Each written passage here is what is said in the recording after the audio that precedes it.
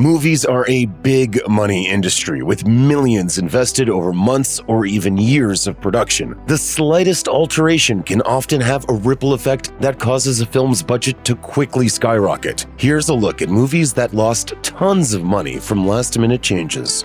Director Ridley Scott decided to completely wipe Kevin Spacey from his film All the Money in the World after the movie was already wrapped, following extensive accusations of sexual misconduct against Spacey. The cost was pre-estimated at around $10 million, which was a quarter of the film's original $40 million budget. Within 36 hours of making the call to pull Spacey, Christopher Plummer was announced as his replacement, and 200 new shots were filmed in only 9 days. Reshoot costs aside, there were additional marketing expenses, including the early push for Spacey's Oscar nomination that was canned. The film was pulled from the AFI Fest, which likely cost Sony 6 or 7 figures. Fortunately, Plummer more than picked up the slack, becoming the oldest actor to be nominated for an Oscar. The first Toy Story was a touching animated movie that helped make Pixar a filmmaking juggernaut. Disney and Pixar originally planned to release Toy Story 2 as a 60-minute direct-to-video release, much like the studio had done with sequels to Aladdin, Cinderella, The Lion King, Mulan, and even Hunchback of Notre Dame. Disney simply didn't do big-screen sequels yet. At a screening with Disney executives, they decided it was simply too good for the home video market. They opted to change gears and release it in theaters as a 90-minute feature. With such news, you'd think the production crew would be ecstatic. However, Pixar's John Lasseter wasn't quite so happy. He took over the project and rewrote the entire plot in 2 days. With an estimated budget of $90 million for the entire movie, one can assume that about half that amount was used in the 9-month-long fire drill that took place after the previous year-long production. Work on character creation and key environments was already done, but there were also several notable additions, including the character of Jessie, who was added in the rewrite. Decades ago, when the internet was in its infancy, a draft of the Scream 2 script was uploaded to the web during the film's production. This sent director Wes Craven, the production team, and Miramax into a panic. Fearing a spoiled ending would ruin the movie, they quickly decided to rewrite and reshoot a lot of the film. It set production back by months, with added measures to prevent the new script from being copied. 3 different endings were filmed to throw everyone off, and as a result, audiences got both a leaked and a surprise ending to this decent horror classic. Rewrites, reshoots, and an extra ending certainly contributed a significant chunk to its $24 million production budget.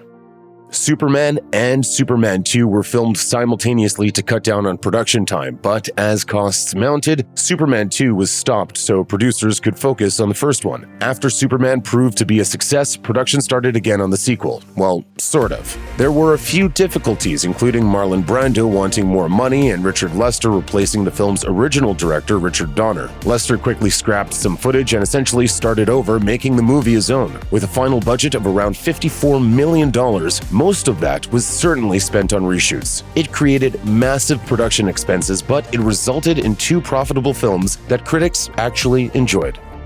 Blade Runner is considered a sci-fi classic that's beloved by millions. Of course, nothing that great is easy to make. After a few test screenings failed to impress audiences, several last-minute changes were made, including the infamous Harrison Ford voiceover. They don't advertise for killers in a newspaper. That was my profession. The voiceover was so quick, Ford apparently never got to read it in advance. It was recorded 8 times, and he was fairly unhappy about doing it. There were also plot changes, and the ending was tweaked to make it less mysterious and more positive. At $28 million, the film was at least $7 million over budget. While adding a voiceover to an entire movie might not seem like a monumental cost, the total added expense left Blade Runner just shy of recouping its money in theaters. Fortunately for sci-fi fans and the many filmmakers who've since been influenced by the movie, cult status awaited on the home video market. 35 years after it faded from theaters, it got a sequel almost as widely acclaimed as the original. One of the saddest stories surrounding a last-minute movie change involves former Saturday Night Live star Chris Farley, who was the original voice of Shrek. At the time of his death, Farley had recorded 80 to 90% of his lines. Fellow SNL alum Mike Myers was quickly cast to replace him. At Myers' request, script changes were made to better accommodate his brand of humor. Myers realized that his initial take on the big green guy wasn't quite right, so he wanted to re-record his lines with a Scottish accent. At that point, more than a third of the movie had been animated, meaning mouth movements, facial expressions, and whatever else was in the scene would need to be redone. The cost was estimated at $4 million to $5 million, which was about 10% of the film's final budget, but it paid off in the end.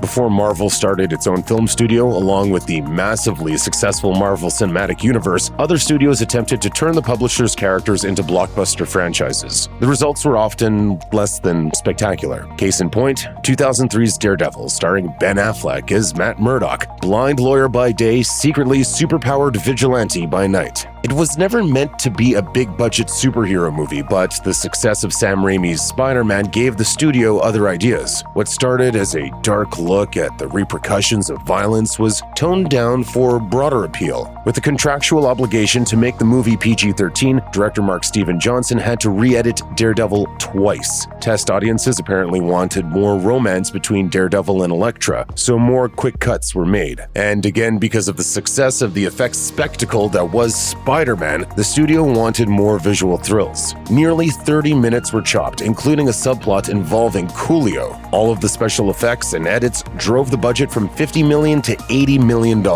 Regardless, it all worked out in the end, as Daredevil not only made enough money to spawn the Elektra spin-off, but it also led to something more for Affleck and Elektra actress Jennifer Garner, who were married in 2005.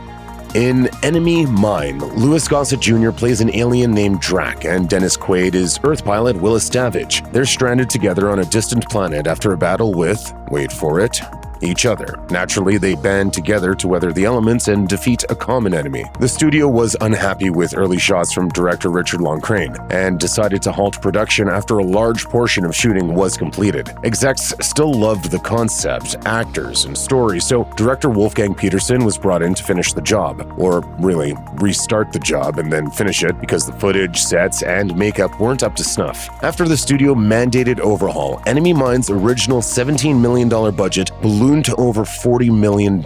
It never recouped its costs, earning only $12 million, but it did eventually earn bragging rights as a cult classic.